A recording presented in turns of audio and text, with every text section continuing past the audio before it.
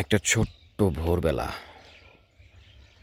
এখনো আলো পুরোপুরি জাগেনি, অন্ধকারও পুরোপুরি ঘুমায়নি।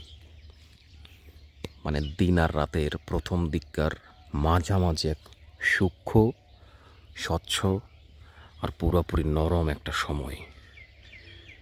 অর্থাৎ এই সময়ের সম্পূর্ণ অংশটাই হচ্ছে যে আলো ধীরে ধীরে জন্ম নেয়।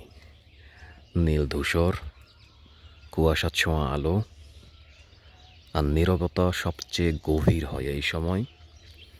এই যে চারপাশে পাখি, রাস্তা আছে ছোট ছোট, মানুষ এখনো পুরোপুরি জাগেনি, সব কিছু অর্ধ ঘুমের মতো অবস্থা। আর বাতাসটা হয় বেশ পাতলা, ঠান্ডা থাকে। আর এই যে নিঃশ্বাস, এটাতে থাকে হচ্ছে একটা স্বচ্ছতা। আর এই যে মাটি, ঘাস, পাতায় যে শিশির, এই যে শিশির, এটা এখন বেশ নরম, ভেজা, কিন্তু বেশ সতেজ।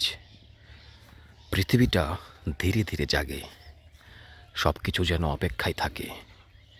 আর আলো বাড়লেই জীবন শুরু হয়ে যায়।